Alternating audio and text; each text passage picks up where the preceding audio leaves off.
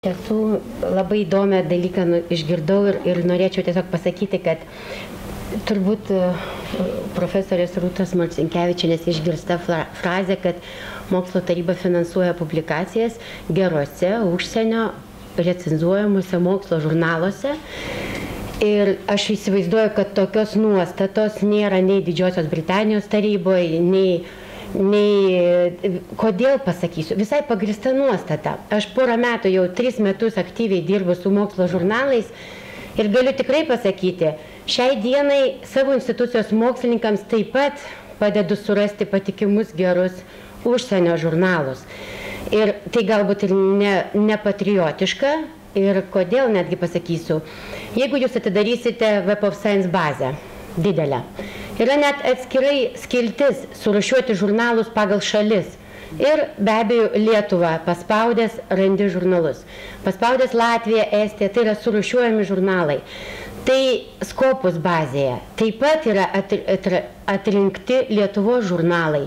Ir jeigu mes patys savo žurnalais nepasitikim, kai vis žinom situaciją gal visai ir pagrįstai kartais, tai ką galvoti, kai į mus žiūri iš pasaulio, užsienio. Viskas randama per Google, viskas randama per internetą. Ir manau, ta tragiška padėtis su žurnalais, kada mes savi sakom, nedarykite taip, kaip yra, susiklosti dėl to, kad nėra į ką kreiptis ministerija, nėra į ką kreiptis institucijos, leidžia, finansuoja tą žurnalą. Lietuvos žurnalai absoliučiai palaiko atvirą prieigą. Aš žinau, Lietuvoje iš 100 žurnalų tik tai kelis, kurie dabar mes jau padarėm tiesiog VGTU iš bėdos perėjo į didelį leidėją, kad padengti finansavimo išlaidą savo. Taigi Lietuvos žurnalai palaiko atvirą prieigą, tačiau jų techninė bazė, teisinė bazė nėra tokia stipri, kad jinai galėtų konkuruoti su išsivysčiusių šalių labai gerais žurnalais.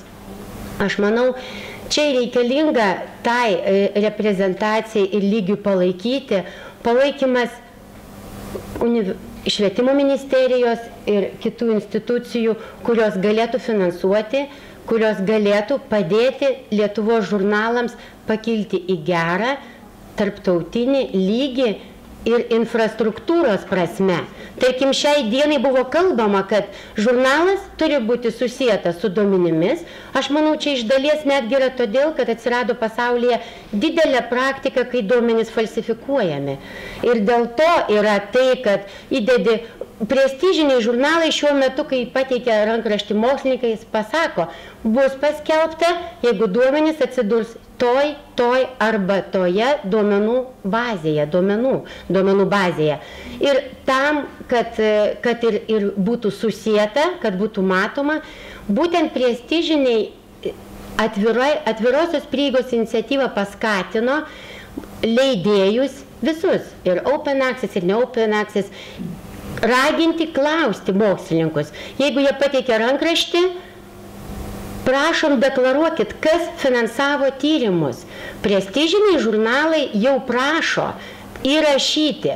Taigi visam tam, ką aš išvardėjau, reikalinga gera technologinė, techninė bazė, infrastruktūra, apie kurios nesukurs vienas universitetas, nesukurs kažkokie redaktorius, kuris šiuo metu kartais pats rūpinasi to žurnalu ir kuris iš išorės pagal tuos rodiklius vertinimo atrodo visai neblogai ir gerai. Ir čia jam tam mokslininkui, kuris laisvo nuo savo tiesioginio mokslo laiku deda pastangą žurnalo leidybai, reikalingas sprendimas ir pagalba. Tarkim, tikrai tai labai svarbu ir šios diskusijos, aišku, čia nieko neišspręsi, bet bent jau garsiai įvardyti.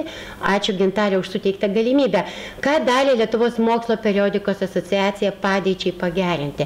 Tai minėtas projektas 11 metais, kaip mes rinkom mokslo žurnalų redaktorius ir kaip technologinę pagalbą parodėm Open Journal Systems ir ačiū Eifelui, kuris finansavo šitą galimybę ir parodėm, kad jau galima pasistumėti, jūs jau pasidarysit matomi. Šiai dienai, kaip matom iš jaunų mokslininkų, 98% mokslininkų savo kolegų, kas toj srity dirba, ieško Google. Tai reiškia, kad jeigu pirmam Google lape neatsiranda ieškoma publikacija ir antram, tai trečia nieks nežiūri. Tai, kad surasti, tai visos tos elabos, atsiprašau, visi šitie bazės ir infrastruktūros turi atsirasti pirmame Google paieškos lauke. Tai čia jau technologinė užtikrinimas.